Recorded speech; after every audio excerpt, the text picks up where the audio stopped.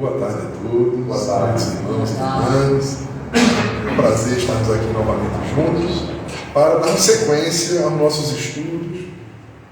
Obviamente que a Casa Espírita oferece os grupos de estudo, a gente pode aprofundar um pouquinho mais os temas, né? A gente está se organizando, preparando essa volta da pandemia, a gente teve todo um recomeço do nosso trabalho na casa, mas vamos aos pouquinhos reestruturando. As palestras públicas, elas não são reuniões de debates, nem de estudos propriamente dito, mas a gente aproveita o estudo que alguém preparou e nos traz esse estudo e a gente vai refletir sobre aquilo ali. Eventualmente, ao término da reunião, a gente pode debater algum assunto, né? Tirar alguma dúvida, mas oportunamente teremos os nossos grupos de estudo, que já tínhamos antes da pandemia, né? Mas que estamos retornando. Em breve, agora em 2023, estaremos de volta com os estudos, certo? Muito bem. Se aproveitando isso, vou logo dar um recado para vocês que estão chegando aqui. No final do ano, pode ser que chegue mais alguém. Na sexta-feira que vem, às 19h30, nós teremos o segundo, o curso básico de passe espírita. A gente já fez esse curso esse ano aqui. Mas vamos repetir ele, porque teve algumas pessoas que não puderam participar. E a gente vai repetir ele. Quem quiser fazer de novo pode fazer. E quem não fez ainda e tiver interesse de fazer, pode fazer. E assim, quem faz o curso não é obrigatório, não é obrigatório se tornar um passista, não. Tá certo? A pessoa pode fazer, conhecer como é que funciona, entender melhor, mas não é obrigado a se tornar um passista. Tá? Mas vamos deixar isso bem claro. Aí a pessoa fica com medo, não, eu não vou não, porque se eu for, eu vou ter que trabalhar e eu não estou querendo esse trabalho. Porque isso é interessante, né? Porque a Casa Espírita nos oferece realmente algumas tarefas, alguns trabalhos que são importantes a gente oferecer isso, porque esses trabalhos é que nos ajudam a aliviar nossas dores, ajudam a gente, inclusive, em relação a tratamentos desobsessivos, porque imagina o que muitas vezes tem alguns irmãos sofredores, ou alguns até que não gostam muito da gente, por N questões, N motivos que não vêm ao caso, e podem nos acompanhar, mas eles nos veem trabalhando no bem, e isso os transforma também. Porque isso é uma coisa interessante de se comentar, porque existem algumas casas, né, que tem todo o respeito por todo tipo de trabalho mediúnico que se faz.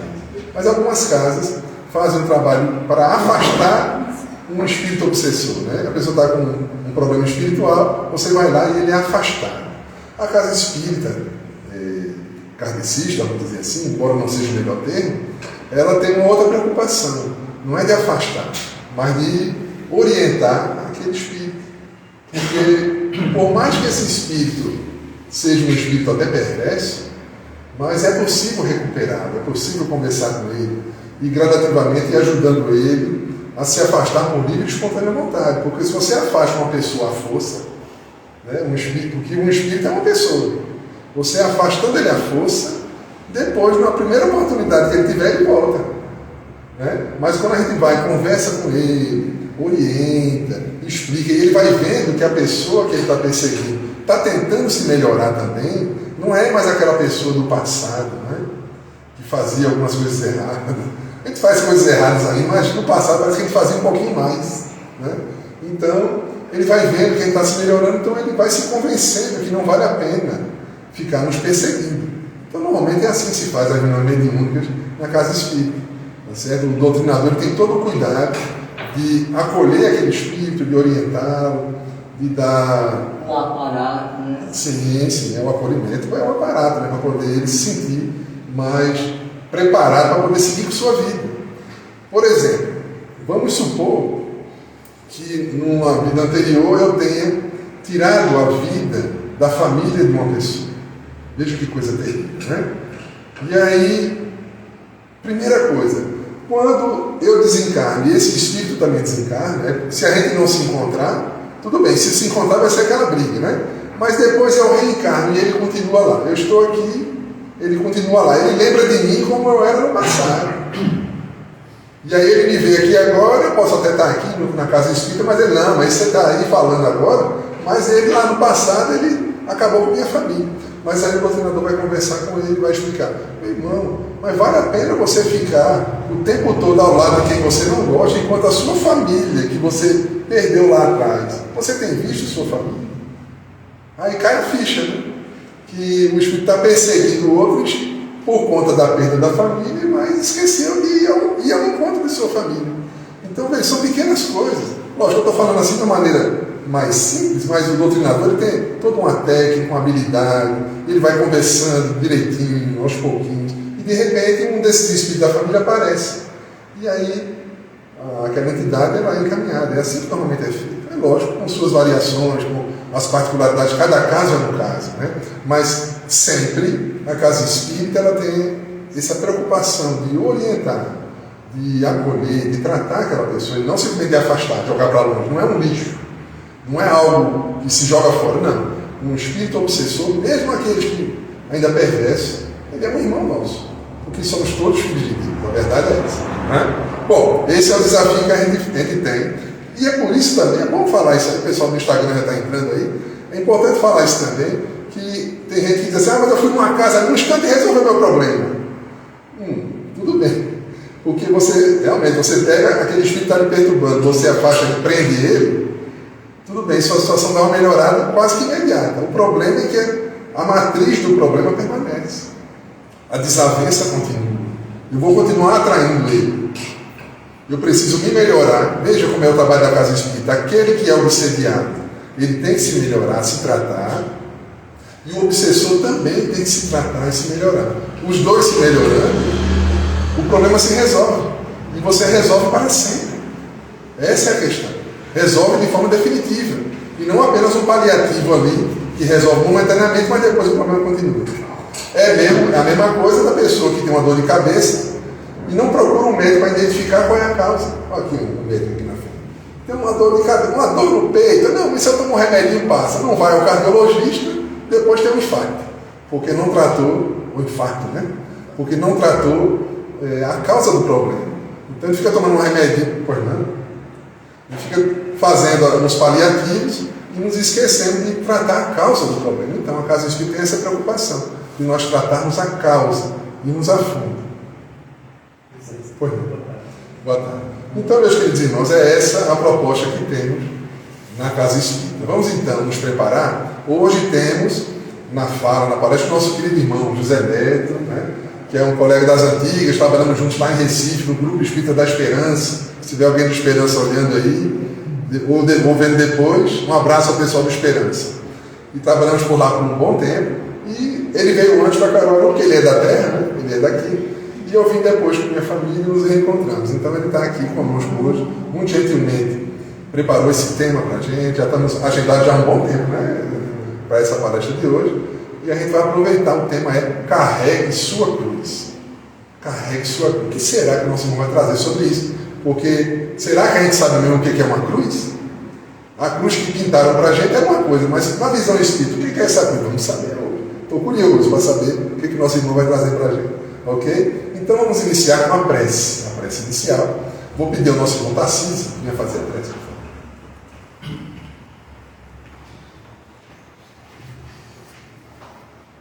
Amados irmãos, paz e bem.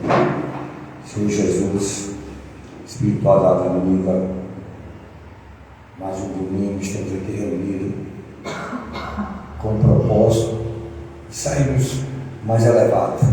Só em vir à casa espírita, já sentimos esse espírito elevado. E hoje, com a presença do nosso irmão José Neto, com certeza o espírito será mais elevado ainda na sua palestra. E te pedimos que nos ilumine, nos proteja, que tenhamos todos uma excelente semana. Ilumine nossos familiares, nossos amigos, as pessoas que estão nos hospitais, que tanto sofrem, que ficam alargadas à mercê da caridade, à mercê da sociedade. Te pedimos, Senhor, muita paz, muita luz, respeitando sempre as diferenças que sempre carregamos dentro de nós. Muita paz, muita luz, porque o Senhor é o nosso pastor e não nos faltará. Assim seja. Bem, meus queridos irmãos, então assim pedimos permissão a Jesus para darmos por iniciados nossos trabalhos. Então, com a palavra, nós vamos. Boa tarde. Que a paz do amor do Mestre Jesus permaneça conosco, hoje e sempre.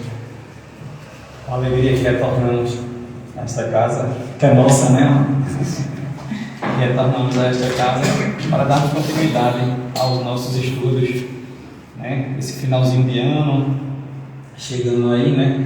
A gente sempre se renova, né? Vivemos em ciclos, né? E nesses ciclos a gente sempre busca melhorar. A nossa melhora ela tem que ser constante, a nossa melhora ela tem que ser buscada todos os dias, mas é inegável que ao final do ano, né, a gente se toma desse espírito, né, de renovação, de coisa boa, de ajudar o próximo. Então que a gente possa aproveitar o momento, já que nós somos tão apegados a datas, a marcos, né, históricos, então vamos se apegar a esse momento para continuarmos aí nessa caminhada com a nossa cruz. Que cruz é essa? Bem, a cruz ela é usada como um símbolo nosso no dia a dia, né? Basta ver, independente da gente entender a profundidade ou não do que representa a cruz, nós encontramos o símbolo, a imagem da cruz todos os dias na nossa vida. A gente passa na frente de uma igreja, por exemplo, tem lá uma cruz. A gente encontra pessoas, a cruz era muito usada, né, em Transilim, em adornos, né? Então a gente encontra muito a cruz no nosso dia a dia. O Brasil, por exemplo, o nosso país é um estado laico. Muita gente confunde o que é um estado laico e o que não é um estado laico. Um estado laico é um estado que não adota uma religião oficialmente, só isso, não é um estado ateu. O Brasil não é um estado ateu. Na própria Constituição, a primeira coisa que tem na Constituição é o preâmbulo, tem lá dizendo, tem lá falando no nome de Deus, em nome de Deus, pedindo a ajuda de Deus. Então, nós somos um estado laico no sentido de que não adotamos uma religião oficialmente, mas não somos um estado ateu, né? A base da fundação do Estado brasileiro acredita em Deus, tem Deus na Constituição. E em relação a isso, ainda que sejamos um Estado laico, por exemplo, no Supremo Tribunal Federal, né, símbolo do poder máximo do poder judiciário, tem um crucifixo, tem uma cruz, né? Então assim, a cruz, a gente vê a cruz no nosso dia a dia em todo lugar, né? Um adesivo no carro, uma camisa que as pessoas usam. Então a cruz ela é muito presente. Eu gosto sempre quando a gente está estudando os textos do Evangelho, estudando as informações, né, que tem na doutrina dos Espíritos, nos textos dos Evangelhos. Eu gosto muito da gente, eu gosto muito da gente identificar historicamente o momento que se vivia. Se associa, por motivos óbvios, e a gente vai tratar um pouco disso aqui hoje, a cruz a Jesus. Mas a cruz ela não começou com Jesus. A cruz ela é muito anterior a Jesus. Digamos assim, que a crucificação de Jesus tornou a cruz mais famosa. Mas a cruz ela sempre existiu durante muitos anos antes de Jesus. Era uma forma de tortura e de morte, né? A crucificação, através de uma cruz, né? A crucificação ela sempre existiu historicamente.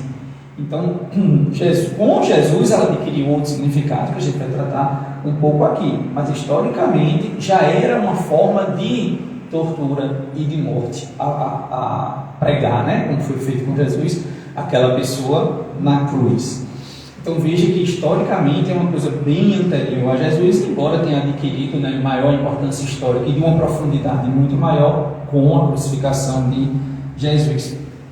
Pois bem, e onde está a cruz nos Evangelhos e especialmente, né, no nosso caso aqui hoje, no Evangelho segundo o Espiritismo? Capítulo 24, um dos últimos, lá no finalzinho do Evangelho segundo o Espiritismo. Capítulo 24 do Evangelho segundo o Espiritismo. Tem vários tópicos, como costuma ter, né, na forma que Kardec organizou os capítulos. E o tópico específico é: carregue a sua cruz. No dia a dia, a gente escuta muitas pessoas falarem, né? Vai falar de alguém. Tu tem visto... Não, vamos dizer assim, um parente da gente. Como é que tá fulano? Aquela minha cruz. As pessoas falam assim, né? Fulano é minha cruz. Geralmente quando a gente associa ou fulano, ou trabalho, alguma coisa que a gente identifica como a nossa cruz, é porque é uma coisa que nos dá o quê? Trabalho, né? Geralmente no dia a dia, no bate-papo assim, informal, a gente associa cruz a uma coisa que nos dá trabalho. Um filho, o companheiro, o marido, a esposa, né? O chefe no trabalho, aquilo é a minha cruz que eu carrego comigo o dia todo. Então é uma expressão muito usada também. Então veja que o símbolo material ela faz parte do nosso dia a dia, e a expressão também é usada muito no nosso dia a dia. Mas qual o sentido que tem lá no Evangelho segundo o Espiritismo? No capítulo 24, o título do capítulo é que não se coloca a candeia sobre o alqueire. O que isso exatamente significa? Não colocar a candeia sobre o alqueire. Vamos dar uma traduzida, né? Eu sempre costumo falar assim que às vezes o Evangelho ele traz palavras um pouco mais difíceis, né? Então, o que é a candeia? O que é o alqueire? Então, veja só, vamos imaginar que a candeia é algo que ilumina. Daí vem a palavra candeeiro. Candeeiro todo mundo sabe o que é, né? Candeeiro é aquele negocinho que a gente usa para iluminar. Então, a candeia é o que ilumina e é colocado no candeeiro. Então veja que o título do capítulo é não colocar a candeia sobre o alqueire. Então é como se fosse assim, não colocar o que vai trazer luz escondido. Hoje em dia a gente usa muito celular para tudo. Só para a gente fazer uma comparação, para a gente entender melhor o que quer dizer não colocar a candeia sobre o alqueire. A gente usa muito o celular hoje para tudo. De noite num quarto, tudo apagado, fica bem escuro. Se você ligar a lanterna do celular e fixa ele, por exemplo, na sua mão, lá na cama, vai iluminar bem pouquinho. Se você vira o celular para cima, vai iluminar, claro que não vai ser feito uma luz, mas vai iluminar todo o ambiente. Por quê? Porque quanto mais alto você coloca uma luz, mais ela vai iluminar. Então, essa comparação de não se colocar a candeia sobre o alqueire serve para dizer assim, a boa nova, o Evangelho de Jesus, aquele que veio iluminar as nossas vidas, é um conhecimento que tem que ser colocado para todo mundo. Não é um conhecimento que veio para ficar escondido, ou para poucas pessoas saberem, né? Ou para ser uma coisa bem difícil e ninguém entender. Não, ela é uma luz que veio iluminar o mundo. E essa luz que veio iluminar o mundo, ela tem que ser colocada de uma forma que mais e mais pessoas sejam atingidas por aquela luz.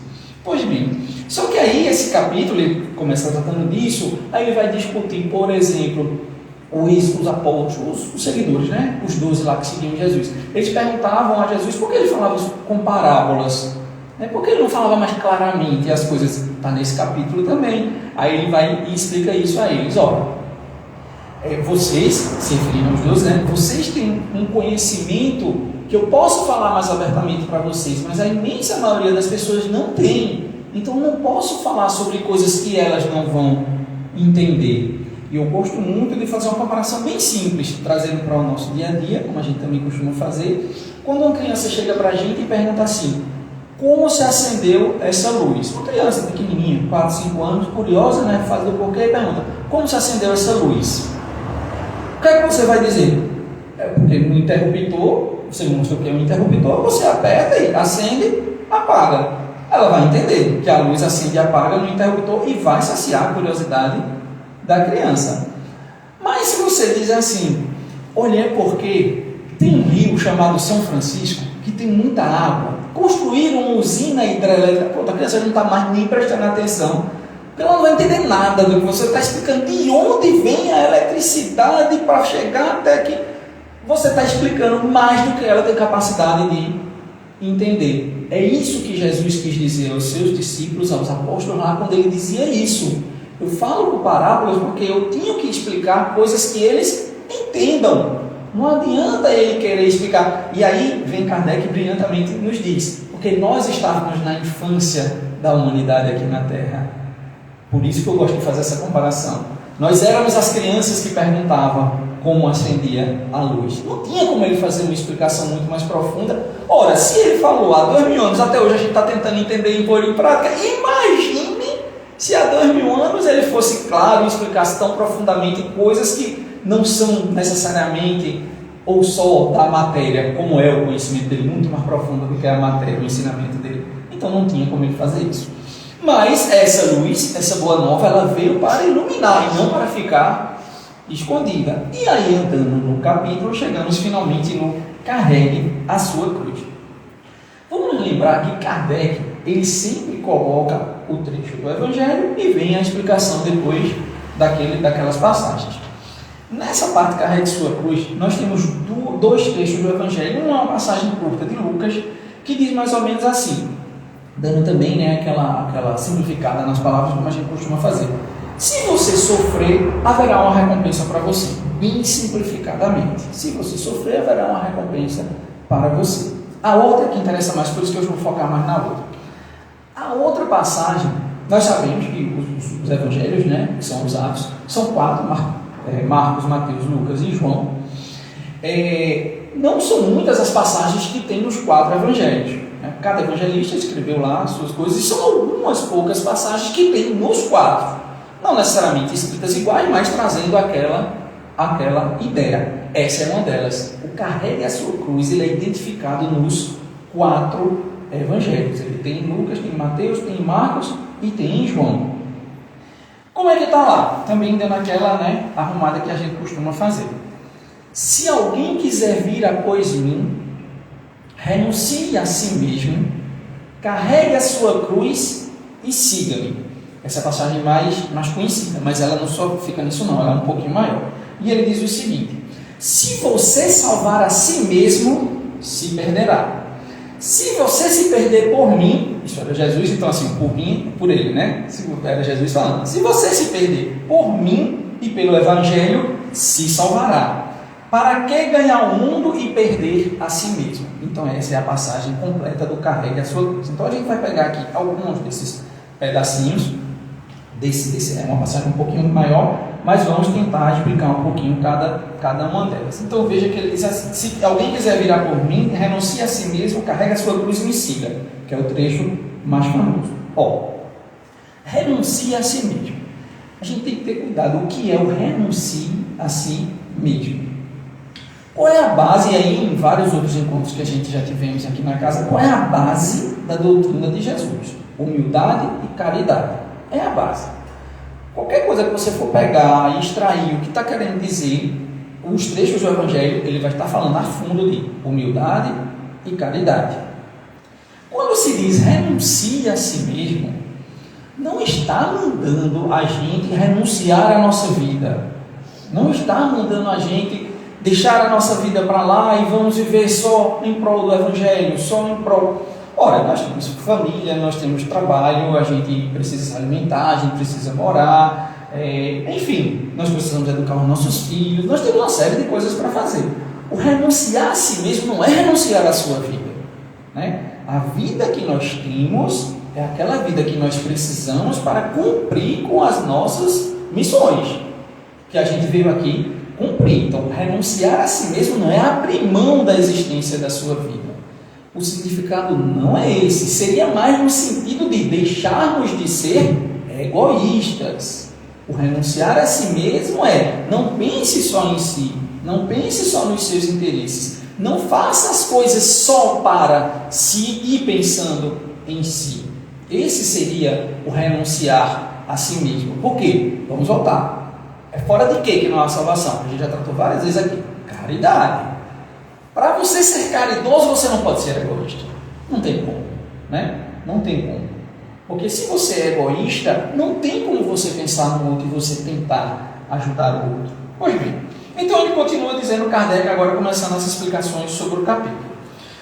Nós temos que suportar os nossos problemas. Então, aquele sentido do dia a dia, né, que a gente diz assim: o meu chefe é a minha cruz, o meu emprego é a minha cruz, o meu companheiro é a minha cruz. Isso que se ouve falar no dia a dia, que ele disse assim, a gente sempre associa cruz a um problema em nossas vidas, é esse o sentido mesmo. A nossa cruz são os problemas que nós carregamos na nossa vida. Essa é a nossa cruz, é a cruz que nós temos que carregar. Pois bem, então ele diz assim: é uma oportunidade de provarmos a nossa fé. Vamos lembrar de outra passagem bem famosa, né, do Evangelho, quando alguns dos discípulos estavam lá em alto mar, o mar revoltoso, e eles desesperados, não sei o que, aí Jesus chega para ele, né? O que é que está acontecendo? Eu acho muito interessante aquela passagem do filme de Chico Xavier, provavelmente todo mundo deve ter assistido, quando ele está sofrendo uma forte turbulência, né, no avião, que ele se desespera. Aí Emmanuel chega assim para ele: o que é isso? O que está acontecendo? Por que você está assim? Né? Você tão profundo conhecedor e está desse jeito, aí me deixe, né? Porque a fé, ela existe para a gente usá-la nos momentos de dificuldade. Enquanto a nossa vida, problema todo mundo tem. Isso é um fato. Uns de um jeito, outros de outro jeito, um por umas coisas, outro por outras coisas. Não há essa pessoa no mundo que não tenha problemas. Então, problema todo mundo tem. Mas, muitas vezes, os nossos problemas estão, digamos assim, sob controle. A gente diz assim, nossa, minha vida está tão bem. Ninguém deixa de ter problema, mas está levando bem a vida. Aí, nesses momentos, a gente não é testado na fé. Agora, nos momentos que a gente tem uma dificuldade por saúde, dificuldade financeira, dificuldade numa relação, quando a gente tem problemas, aí a nossa fé ela vai ser testada, né? Então ele diz assim, as tribulações servem para a nossa fé. É ali que a gente vai provar se tem ou se não tem fé. E ele continua dizendo, aquela segunda parte que diz assim, se você quiser salvar a si mesmo, você se perderá. Volto a dizer para a gente entender a história do renunciar. Se eu tenho um problema, e todos nós temos problemas, a gente tem que procurar solucionar os nossos problemas, né? Faz parte da lei do trabalho, faz parte da lei do progresso, que são leis também de Deus. Não é, eu tenho um problema, não, tudo bem, através do problema eu vou evoluir, então deixa eu ficar com o problema. Não, não é isso. Os problemas existem para a gente tentar ultrapassá-los, superá-los, de acordo, claro, sempre com as leis de Deus, sem passar por cima de ninguém, sem nada disso. Então, ele diz o seguinte, se você tentar se salvar, vai terminar se perdendo, mas vamos sempre ter atenção aos ensinamentos de Jesus como um todo, não vamos analisar as coisas isoladas. Nós temos sim que nos preocupar conosco mesmo. Ora, qual foi quando foi perguntado a Jesus, numa outra passagem do Evangelho, qual o maior mandamento? Que ele disse, amar a Deus, né? Mas a outro semelhante, amar ao próximo como a si mesmo. Ele mesmo já estava dizendo que era importante a gente se amar, né? Então, o renunciar não é deixar de se gostar, não é deixar a nossa vida para lá e só pensar no próximo. Não, a gente tem que primeiro estar bem, para poder também, né, tentar ajudar o nosso próximo. Então ele diz, devemos dar mais valor aos bens celestes do que aos bens terrestres, porque se você inverter essa ordem, dê mais valor aos bens terrestres do que aos bens celestes, você já terá sua recompensa. E aí eu gosto também de abrir outro parênteses aqui. Em diversas passagens do Evangelho, tem dizendo isso.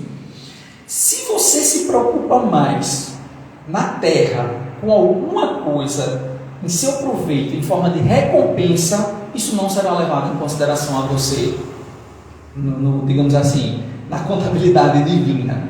E são várias as passagens. Quando ele fala lá em não se pode servir a Deus e a Mamon, que a gente já trabalhou aqui na casa também, que fala a nossa relação com os bens materiais. O que é que lá está dizendo? Ora, se você tem posses, e não precisa ser rico não, a gente está falando de pessoas ricas, milionárias, não. Se você vive uma vida bem, confortável, não lhe falta nada, então você tem bens materiais. Se você tem bens materiais, se você pode ajudar o próximo e não ajuda, você já teve a sua recompensa. Então não pense que isso... Porque o que muitos antigamente pensavam? Que a grande propriedade material era um sinônimo de que você foi abençoado por Deus. Então você está lá, quite com as leis de Deus, já que você está com muita fortuna, está bem. A lógica é o inverso. Vamos lembrar que daqui a gente não leva nem o corpo. Então tudo que a gente tem, eu gosto muito de falar desses adesivos de carro, né? Presente de Deus, foi Deus que me deu, né? Mas não é só o carro que foi presente de Deus, não. Ele não escolheu, você vai ter carro, você vai andar de ônibus, não. Tudo que nós temos aqui foi um empréstimo. O nosso corpo é um empréstimo, a gente não leva ele quando a gente desencarnar. Então, a tudo que nós temos aqui será pedido contas posteriormente. Então, quando ele fala lá nessa nossa relação com bens materiais, ele diz, se você se preocupou tanto em acumular, em ter e não ligou para o próximo, você já teve a sua recompensa. Aí tem outra que eu acho fantástica, que é outra passagem do Evangelho que também não pode ser interpretada literalmente, como várias passagens do Evangelho não podem ser interpretadas nem literalmente, nem fora do contexto, que é aquele, se você der com a mão direita, que a mão esquerda não veja. Ora, literalmente isso não faz nem sentido. Primeiro, porque a mão não tem olho, não era uma mão que ia ver. Segundo, ainda que você entenda que é você mesmo, ora, é claro, você sabe que você está dando. O que é que ele quer dizer? Quando você for dar alguma coisa a alguém, fazer a caridade material, por exemplo, faça sem ostentação. Faça sem querer o reconhecimento dos outros e o agradecimento de quem está recebendo. Porque se você fizer esperando isso, você já recebeu a sua recompensa. Então veja que são várias passagens do Evangelho que nos abrem os olhos a isso. Se você faz uma coisa esperando uma recompensa, esperando um agradecimento, esperando o reconhecimento da sociedade, como fulano é bom, você já recebeu a sua recompensa. E aqui ele fala exatamente isso. Se você se ater mais aos bens terrestres do que aos celestes, você já recebeu a sua recompensa. Eu gosto de contar a seguinte história quando a gente fala sobre isso. É o caso lá de um homem, ele era até espírita. Ele, desde muito cedo, em contato com o espiritismo, né?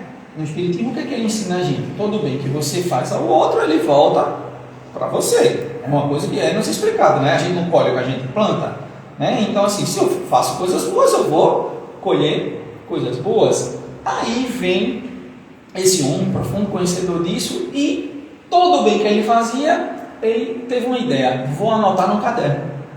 Vou anotar no caderno, porque todo bem que eu faço, eu sei que vou voltar para mim, vou anotar no caderno. E durante a vida dele, ele anotou muitos cadernos. Eram cadernos e mais cadernos que tinha no quarto dele, na casa, anotado com todas as coisas boas que ele fez na vida, ele anotava. Certo dia, ele estava indo para um encontro que ele tinha, né, um compromisso que ele tinha, super atrasado. Ele estava andando bem rápido. Quando ele olha, tem um cavalo enrolado no pescoço, numa árvore, e o cavalo, né, obviamente, não estava sabendo se desvencilhar daquilo. Quanto mais ele tentava, pela força, sair, mais a corda apertava o pescoço dele.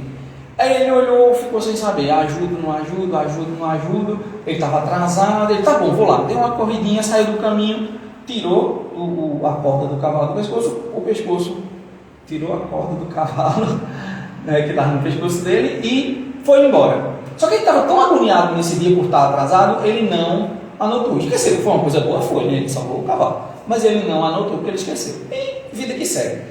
Todo o bem que ele fazia, anotava, caderninho. O tempo passa, ele já bem idoso, super doente, não tinha mais nada para fazer, ficou em casa, preferiu ficar em casa, e estava em casa, deitado, como se costuma dizer, só esperando a hora. E o pessoal ia fazer visitar ele, mas seu fulano, como o senhor é um exemplo para a gente, essa sua serenidade, que está bem doente, nessa sua serenidade, essa calma. Aí ele olhava assim para os cadernos dele, não, que eu sou assim mesmo. Porque aí na cabeça dele, eu fiz tanta coisa boa, o meu futuro vai ser brilhante quando eu desencarnar. Era a esperança dele, porque estava tudo anotado, tudo bem que ele fez anotado. Ele desencarna. Quando ele desencarna, este homem sofre, mas ele sofre no plano espiritual, sofre muito. E ele desesperado, cadê meus cadernos, isso está errado, eu tinha tanta coisa boa aqui, era para eu estar num lugar muito melhor e eu só faço sofrer, isso está errado. Sabemos que o tempo é nosso aqui, né? O tempo, contagem de tempo é aqui na matéria. O plano espiritual não tem tempo, não tem relógio, não tem ano, não tem essas coisas. Mas ele passou muito tempo em sofrimento no plano espiritual. Até que um dia, cansado de procurar e de reclamar pelos cadernos, ele disse: meu Deus, me ajude que eu não aguento mais essa situação. Aí vêm trabalhadores, né, do bem, e fazem aquele resgate do local lá que ele estava em sofrimento, fazem o resgate e levam ele para um local de recuperação. Ele está lá se recuperando, mas aquela ideia fixa na cabeça: um dia eu tenho que perguntar o que aconteceu com meus cadernos. E conversa vai, conversa vem, o tempo passa, ele se recupera e é chamado, recebe alta, né, lá da instituição que ele estava em tratamento, no plano espiritual, já está falando do plano espiritual. E ele é chamado para começar o trabalho igual ao que foi feito com ele, de resgatar pessoas que estavam em sofrimento. E aí ele se sentindo bem, já ia começar a trabalhar no bem também, ele se sentiu à vontade e perguntou à pessoa que era, digamos assim, o tutor dele, quem tomava conta dele desde que ele foi resgatado: ô fulano, me diga uma coisa, olha, é só curiosidade, mas me diga uma coisa, eu fiz muita coisa boa, estava tudo anotado, o que foi que aconteceu com o meu caderno por eu ter sofrido tanto? A resposta que deram a ele: você dê graças a Deus de ter um cavalo na sua vida. Ou seja, todo aquele bem que ele fez só pensando nele, a recompensa ele já teve na terra, né? Então veja que só aqui rapidamente nós falamos em 3 passagens do Evangelho, que nos abre os olhos para isso. Não espere recompensa ou agradecimento na terra, porque se você esperar isso, você já teve a sua recompensa, né? Numa outra passagem, lembrei até de outra agora, numa outra passagem, quando vai falar, acho que é em Obras de Espírito, que trata de humildade.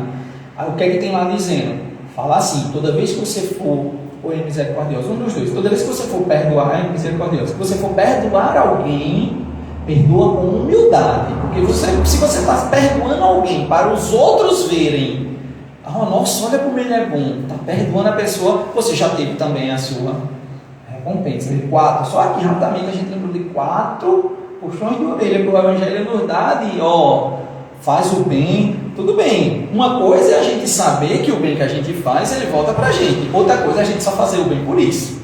Era o homem do caderninho. O único bem que foi levado em consideração a ele foi o cavalo. Então que a gente não tenha que salvar um cavalo em nossas vidas. Vamos fazer o bem desinteressadamente, não esperando recompensa. Pois bem, então vamos continuar aqui. Em 2 passagens, em outras 2 passagens, porque fica meio não dúbio, mas assim, nos chama a atenção muitas vezes essas passagens de dizendo assim, a de Lucas, a primeira que eu falei, né? Se você sofrer, haverá de ter uma recompensa. Bem-aventurados os aflitos, vai nos explicar um pouco sobre o porquê a gente sofre, qual a justiça disso, e se souber sofrer, quais as consequências disso. Aí você fica meio na dúvida, né? Não, mas então, e aqui? Como é a situação aqui? Aí tem mais 2 passagens do Evangelho que também nos chamam a atenção. Meu reino não é deste mundo e a felicidade não é deste mundo. Quando Jesus disse, meu reino não é deste mundo, quando ele estava lá, já preso, acho que foi Pilatos dizendo a ele, aí você não é rei? Então faça alguma coisa, você não é rei? Aí ele diz, meu reino não é deste mundo. O que ele estava querendo dizer com isso? Ele estava querendo dizer que o reino dele não era o reino da coroa, do cetro, dos soldados, da dominação, do poder, o reino, como nós conhecemos, humano. O reino dele não era aquilo. O reino dele era um reino de amor, de paz, de justiça. Então, quando ele diz meu reino não é deste mundo, não significa dizer que a terra está abandonada. Não é deste mundo, não é da terra. Não foi isso que ele quis dizer. Era que o reino não era dessas coisas mundanas, materiais. Esse não era o reino dele. É isso que ele quis dizer. E quando ele fala a felicidade não é desse mundo, isso também tem que ser bem interpretado, não significa dizer que não podemos ser felizes ou buscar a nossa felicidade no mundo. Não é isso. A gente não veio aqui para ser triste. Nós viemos aqui para purgar os erros do passado, tentar melhorar os nossos defeitos, para sermos criaturas melhores e, por consequência, termos um futuro melhor à nossa frente. Mas não significa dizer que aqui é proibido felicidade. Você só segue os ensinamentos de Jesus se você for triste. Não é isso. Quando ele diz a felicidade não é deste mundo, ele está dizendo a felicidade não é das coisas desse mundo. Então vem cá, a verdadeira felicidade. Então vem cá, Kardec diz, o que é que geralmente a gente associa à felicidade? 3 coisas: jovialidade, poder e dinheiro. E as 3 passam. Jovialidade. Espero muito, já estou na metade do caminho, mas espero muito que passe, e que passe minha jovialidade. O bicho para ter medo de morrer, o tal do espírita. Pense, é quem mais estuda, quem mais tem medo de morrer. Não tenho pressa nenhuma. Cabelo branco até já tenho. Quero ficar bem velhinho, não tenho pressa nenhuma, pagar meus erros tudinho aqui, direitinho, tentar melhorar, Mas muitas pessoas colocam a jovialidade A jovialidade é um fato, A gente está falando de orgânica, a gente está falando de matéria. A jovialidade dá disposição, dá coisas que, com o passar do tempo, você vai perdendo. É inevitável. Na imensa maioria da população, é inevitável. Se você coloca a sua felicidade no seu vigor físico, quando chegar da meia-idade para cima, você vai ficar triste porque não consegue mais correr 100 metros em, 15 segundos? Não, a gente não pode colocar a nossa felicidade em coisas que vão passar. Poder e dinheiro são muito próximos, são muito associados. Ora, Poder e dinheiro são coisas que são hoje e não são amanhã. É muito fácil a gente visualizar isso no nosso dia a dia. Né? É muito fácil a gente visualizar isso em pessoas que foram poderosíssimas outrora e hoje não são ninguém. Né? Ou pessoas que tiveram muito dinheiro na determinada época, em determinado lugar e depois perderam esse dinheiro todo. Então, não podemos colocar a nossa felicidade em coisas que são passageiras, né? Em coisas que não nos pertencem e que são passageiras. É isso que ele quer dizer com a felicidade não é desse mundo. Ou seja, a felicidade não pode ser colocada em coisas que são só desse mundo. Por quê? Dinheiro, poder e jovialidade, isso não existe no plano espiritual. Né? Então, a gente tem que apoiar a nossa felicidade nos bens celestes, nas boas ações, né? Na nossa consciência. Tem um livro, acho que foi até que me emprestou ainda lá na época de Recife, Ressurreição e Vida, né? Que tem paralítico que é pronto, né? Na história do paralítico de Kiev ele tem uma frase que é perfeita. Ela diz assim: quem tem a consciência tranquila vive feliz. Essa é a verdadeira felicidade. Quem tem a consciência tranquila vive feliz. Isso é uma base boa para a gente apoiar a nossa felicidade.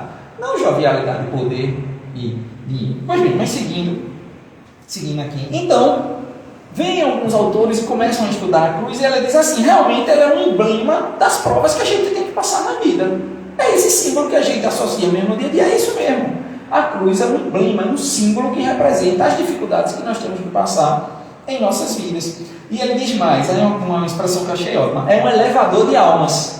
Né? Quando a gente tem as nossas cruzes, né? Porque qual é a ideia que a gente tem de elevador? Você sobe, você desce, né?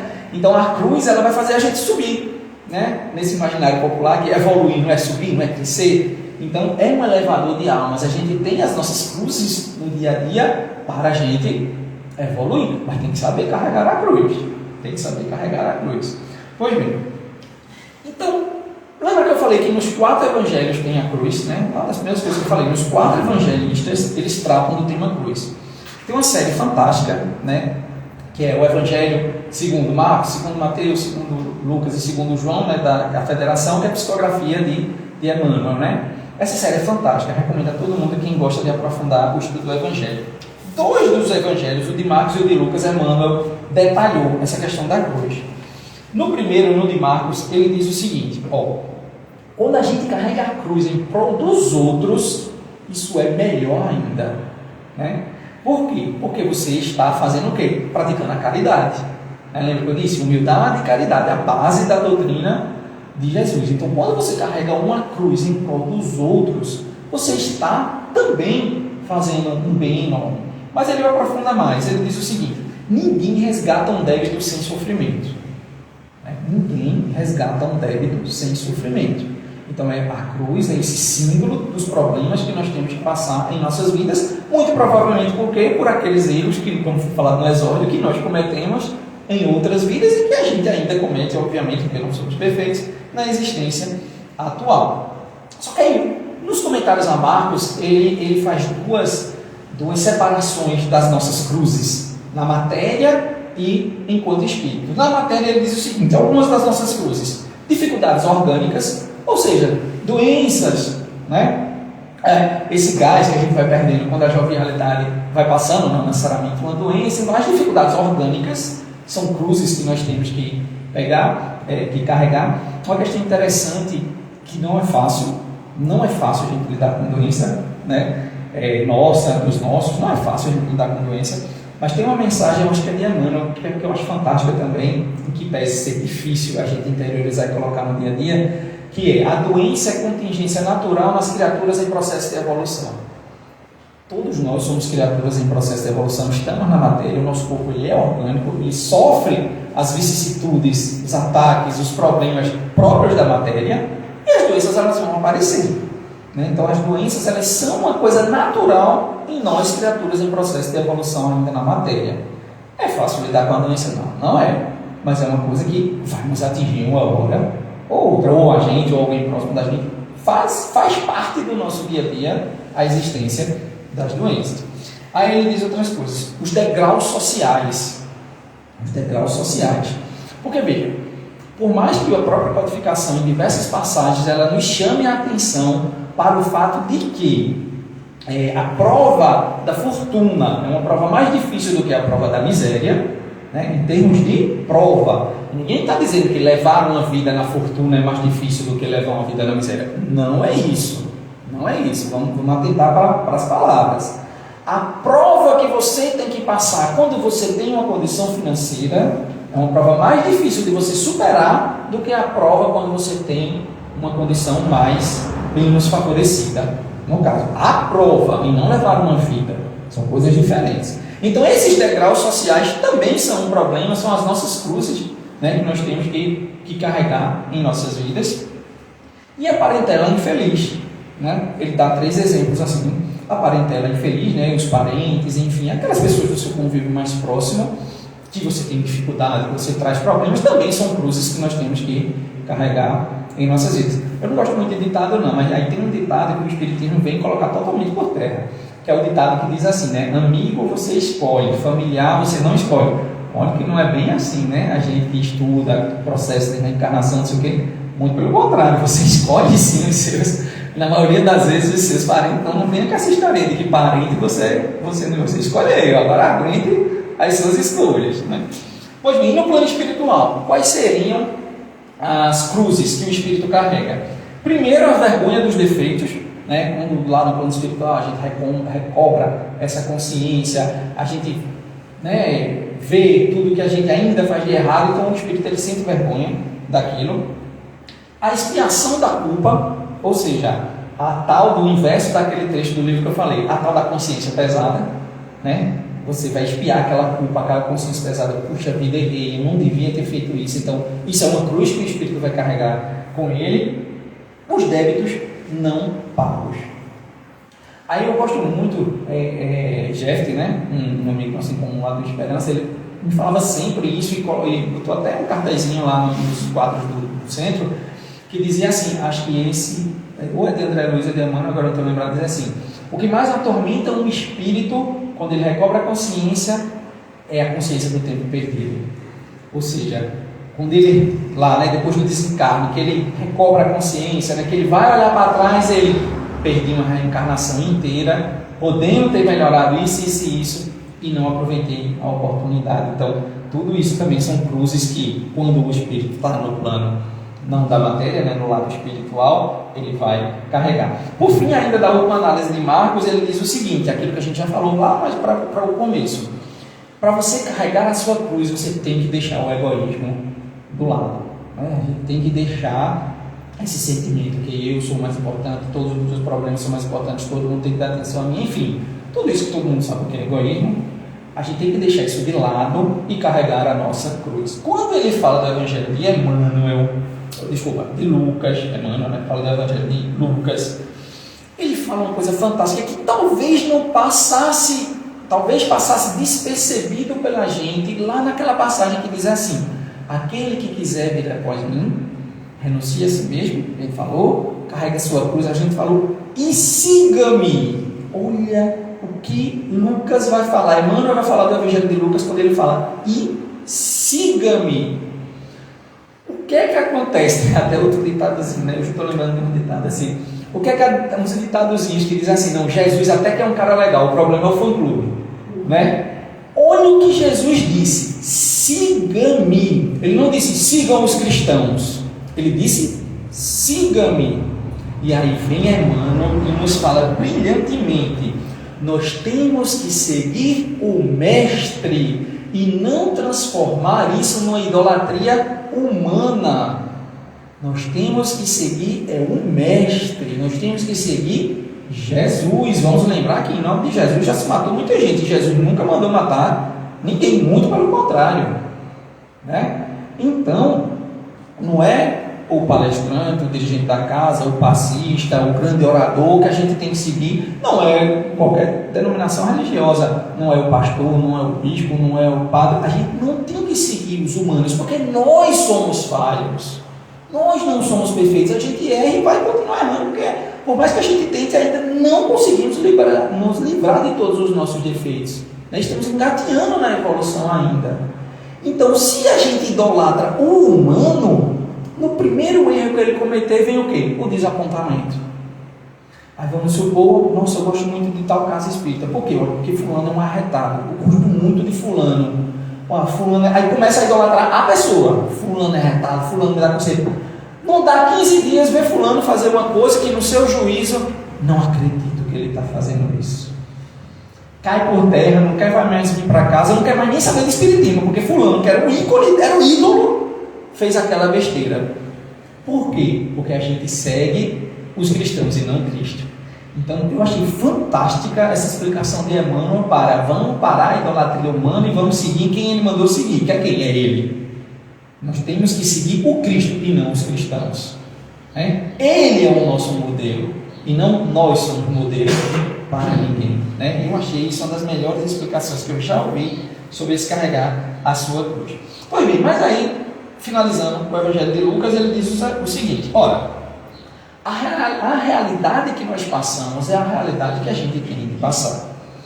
Então, assim, nós temos que ter a humildade de reconhecer que ainda cometemos mais erros provavelmente no passado, mas a gente tem que se depurar através dos problemas que são identificados através da cruz. Então, que nós possamos nos identificar como criaturas em processo de evolução. Ninguém vai virar perfeito do dia para a noite, ninguém vai ser a pessoa mais fantástica do mundo do dia para a noite, mas é uma caminhada que só depende da gente. É uma caminhada que a gente não pode colocar na mão de ninguém. E quem é o nosso modelo de carregar a sua cruz?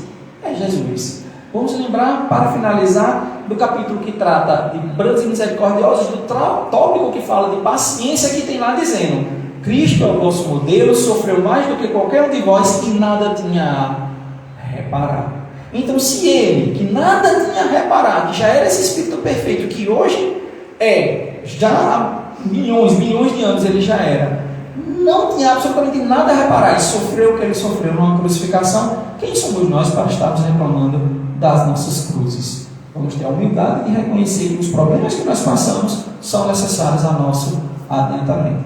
Boa tarde e muita paz.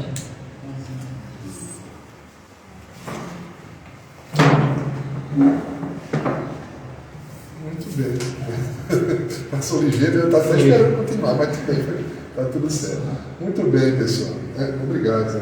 Então, um tema muito rico, né? Eu fiquei quantas. É um tema que ele vai se espalhando e vai tocando nossa vida em diversos aspectos. O Evangelho é uma riqueza extraordinária, né? Aliás, a gente devia agradecer todos os dias de termos acesso ao Evangelho e nós que somos espíritas, lógico, quem está em outra religião deve agradecer por estar lá, mas nós agradecemos por termos o Espiritismo que nos esclarece esses pontos que às vezes ficam um pouco nebulosos, porque Jesus falava muito por parábola, né? Mas hoje que ele já está mais esclarecido, amadurecemos um pouquinho, já estamos compreendendo um pouquinho mais, né? Muito boa a explicação. Fiquei preocupado porque minha jovialidade está passando, mas é assim mesmo, né? Já não consegue correr mais como fazia antes, mas faz parte da vida, né? A gente vai. Nossa irmã Zé Souza gostou. Mas é isso aí, a gente vai. Não podemos colocar realmente nossos objetivos nas coisas materiais. Bom, então vamos carregar nossa cruz, né? A nossa casa, na semana que vem, teremos a visita, a presença da nossa irmã Perpétua Dantas, que ela vai trazer um tema, deixa eu lembrar porque é cumprido, viu? É como refletir sobre o amor ao próximo em tempos de ódio às diferenças. Depois a gente confere se eu falei tudo certo, viu? Mas a memória me diz que é mais ou menos isso. Mas é uma reflexão sobre como a gente lidar com essa dificuldade que temos com as diferenças, com os diferentes de nós. Então acho que é um tema que vale a pena para a gente entender o que o Espiritismo nos apresenta a respeito. Um outro aviso é que na sexta-feira que vem, que é dia 16, se não me engano, nós teremos o curso básico de passe espírita, que vai ser aqui na nossa casa, tá certo? Então, os que estão aqui presentes, quem já fez pode fazer de novo se quiser, né? Mas não é obrigado de jeito nenhum. A ver se eu quero repetir, não, eu queria relembrar algumas coisas que não ficaram muito claras, né? Pode valer a pena. Mas aqueles que não puderam vir estão convidados. Pode vir, é às 19h30, ou seja, é à noite, na sexta-feira que vem, dia 16, 19h30 até às 21h30. Tá certo? Então todos que estão aqui estão convidados. Quem está nos vendo no Instagram também está convidado. Fiquem à vontade, tá certo? Bom, o último aviso é, quem quiser tomar o passe, aguarda um pouquinho que a gente vai chamar, tá certo? Assim que terminar a reunião. Então, para a gente encerrar, vamos fazer a nossa prece de encerramento, né? E para encerrar, eu mesmo vou fazer essa prece hoje, tá certo? Senhor Jesus, querido amigo, te agradecemos, Senhor, pela oportunidade que tivemos aqui de aprender hoje. Nos ajuda a abrir nossos corações e colocarmos em prática, aos pouquinhos, em nossas vidas. Porque ainda temos muita dificuldade, mestre. Somos ainda tão pequenos, mas já temos o desejo sincero de aprender. Então nos ajuda, por favor. Protege a todos os que sofrem, especialmente aqueles que estão doentes, que estão com dificuldades em suas mentes para poder pensar, aqueles que estão pensando em suicídio, que estão desistindo de suas vidas. Ajuda-os, Senhor, que eles possam recuperar o ânimo e seguir adiante. Protege a todos que vieram aqui nesta casa hoje, encarnados e desencarnados, e que a tua paz, mestre, siga conosco hoje e sempre. Que assim seja.